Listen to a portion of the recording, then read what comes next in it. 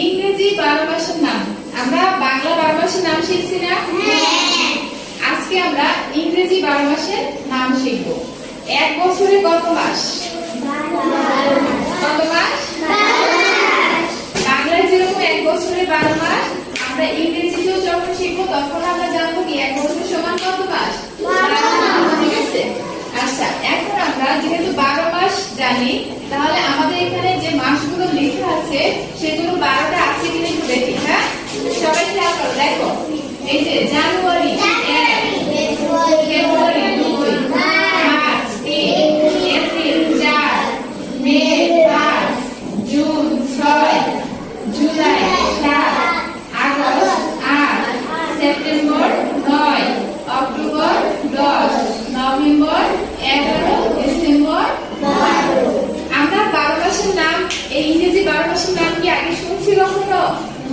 বলো তো এখন কি মাস চলে, কে বলতে পারবে? Very good. এখন ইংরেজি বছরে নভেম্বর মাস চলে। ঠিক আছে? নভেম্বর মাসে আজকে কয় তারিখ? আজকে নভেম্বর মাসে 4 তারিখ। ঠিক আছে? আচ্ছা, তাহলে আমরা প্রথম যে মাস দিয়ে বছরটা শুরু হয় ইংরেজিতে, সেটার নাম কি বলো? জানুয়ারি। কি?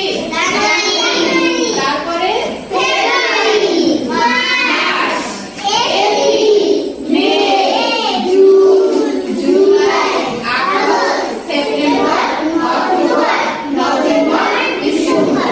ঠিক আছে? আমরা উচ্চারণ করতে পারবো না? হ্যাঁ।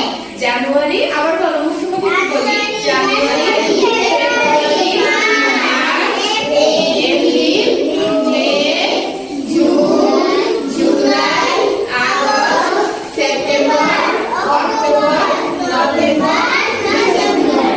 হয়েছে 12 মাস? এগুলো তো 12 না?